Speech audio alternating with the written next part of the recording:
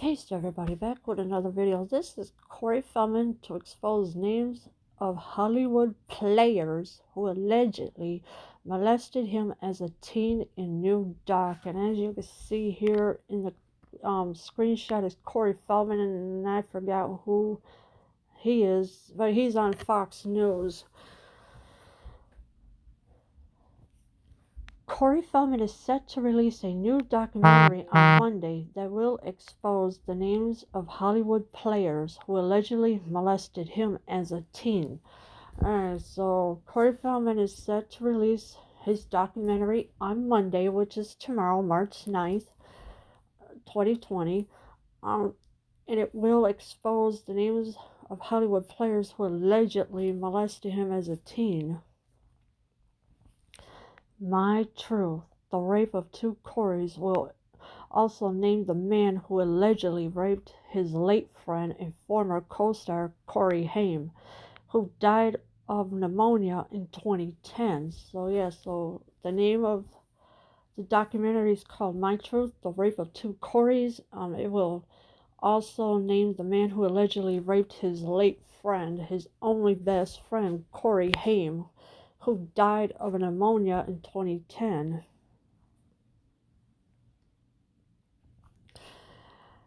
Feldman has been vocal in the past about the abuse he claims he experienced as a child star in Hollywood, but has never publicly named his or Haim's alleged abusers.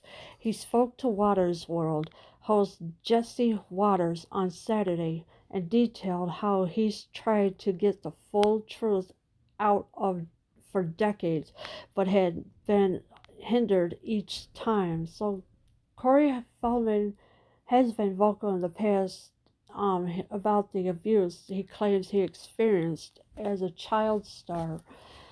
And of course also, but he has never publicly named his or Haim's alleged abusers, so he never said anything who they were.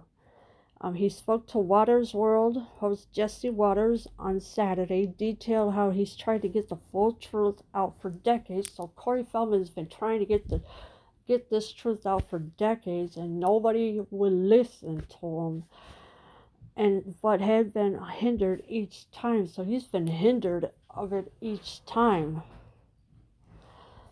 I went to the police back in 1993, Feldman said, adding that authorities didn't care and buried the information at the time. So when Corey Feldman went to the police in 1993, they didn't care at all. And they buried his information at the time. So they just swept it under the rug, and they said, oh, we don't care. So this is what the police did to Corey Feldman. And as you can see here is Corey Feldman and Corey Haim, who were best friends at the time. These two were sexually molested by whoever the people are, and of course the truth is going to come out now by Corey Feldman. He's going to name all the people that have done this to him and his best friend Corey Haim. In 2013, Feldman published his memoir, Choreography, in which he claimed powerful Hollywood men had sexually abused him when he was a child star. So Corey Feldman published his memoir, and it was called Choreography, in which he claimed powerful Hollywood men. But who are the powerful Hollywood men? And he had sexually abused him when he was a child star. So whoever these powerful men were, he's going to name them.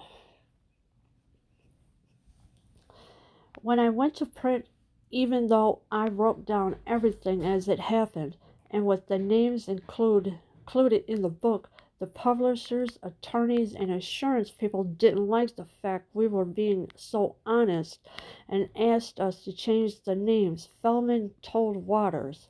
Alright, so Corey Feldman was being honest who the people were.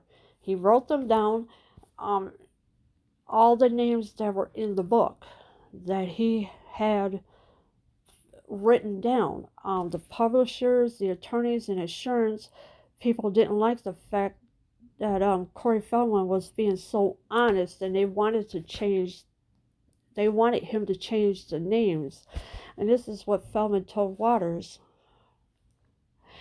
In 2018, Feldman exclusive produced a television movie for Lifetime called A Tale of Two Coreys, for which he said the names also had to be changed. So there was a Lifetime movie called A Tale of Two Coreys.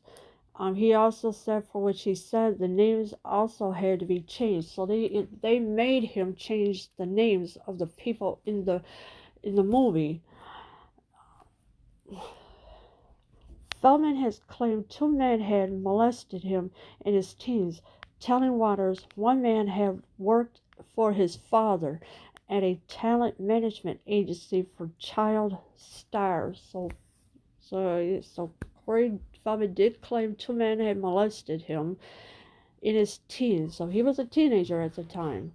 And this is what he's telling Waters. One man did work for his father as a talent management agency for a child star. So whoever that person is, he's going to reveal that person. So he's trying to give us a little hint of who these people are. Whoever the man is that worked for his father, that name will be released tomorrow as well.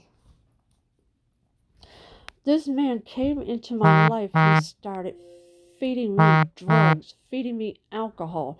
He basically kept trying different mixtures on me until I passed out, and he could take advantage of me, Feldman said. Alright, so whoever the person is, the guy kept feeding him or started feeding him drugs, alcohol.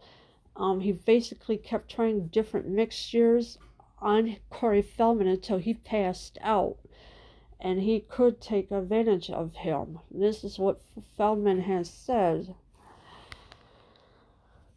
He has said the documentary will reveal all the names that affected his and Haim's lives, and will also have other sexual abuse victims talking about their experiences. So Corey Feldman, when he reveals all the names that affected him and his best friend,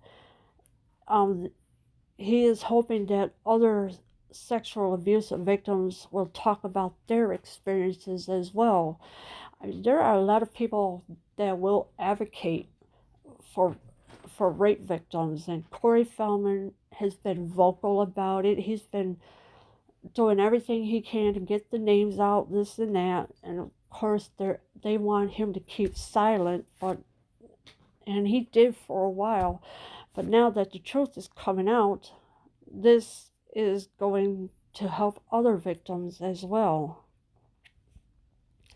On Saturday, he confirmed that former Young and the Restless actor Christophe St. John, who died last year of heart failure at age 52, will appear in the documentary. So Christophe St. John, he will appear in the documentary, and unfortunately, he died last year of heart failure, and Christophe St. John was 52 years old when he passed away. This film would not be the same without his powerful presence, and I thank God we caught up with him still looking strong and healthy and giving a very solid interview when officially and sadly marks his last on-screen appearance, Feldman wrote on Instagram. Yes, so it was a solid interview with Christophe St. John, and he also said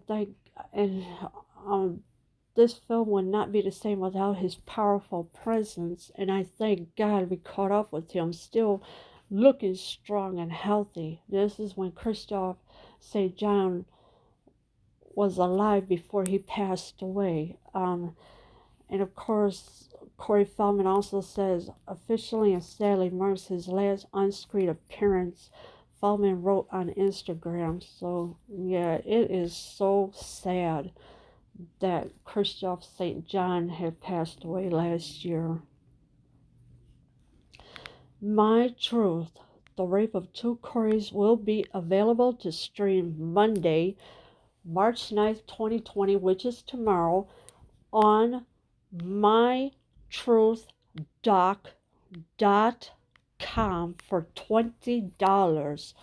Yeah, so if you want to see that um, documentary tomorrow, you got to pay $20 to watch it, to stream it on March 9th, 2020, to see what happened, to see what really happened, and who the names will be that he is going to release. And it will cost you $20 for on mytruthdoc.com.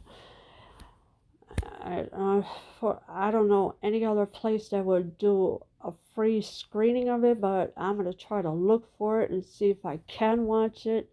If I can't, then I'll just have to wait until I get updates on it about what happened and who the people were that he was going to name.